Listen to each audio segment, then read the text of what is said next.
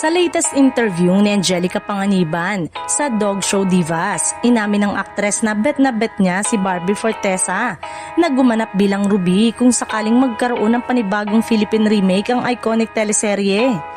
Matatandaang si Angelica mismo ang nagbigay buhay sa karakter noong 2010, isang bida kontra bida na minahal at kinakatakutan ng viewers. Ayon kay Angelica, nabilib siya sa husay ni Barbie matapos mapanood ang kapuso actress sa Netflix film na Kontrabida Academy.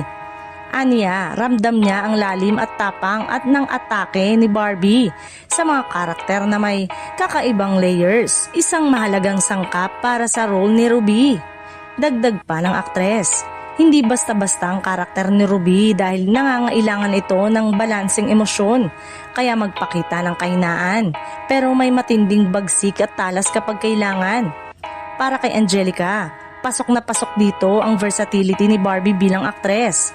Samantala, wala namang kumpirmasyon kung may plano talaga ang mga network na buhayin muli ang Ruby.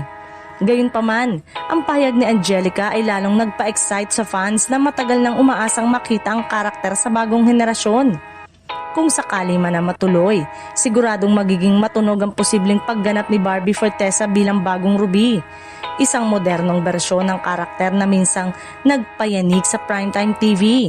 Ikaw, bet mo rin ba si Barbie bilang Ruby? Hindi rin lingid sa kaalaman ng marami na matagal nang hinahangaan si Barbie Fortesa bilang isa sa pinaka-versatile na aktres ng kanyang henerasyon. Mula sa sweet roles hanggang sa mabibigat na psychologically intense na karakter. Napatunayan na niya ang kakayanan niya mag-transform, isang mahalagang requirement para sa karakter ni Ruby na kilala sa pagiging unpredictable at layered. Sa panig ng mga netizen, mabilis ding nagtrending ang pahayag ni Angelica Panganiban. Marami ang nagsabing perfect casting si Barbie, lalo na't sanay na ito sa mga role na may emosyonal at moral conflict. May ilan ding nagkomento na mas magiging mas dark at mas modern ang atake ng karakter kung si Barbie ang gaganap.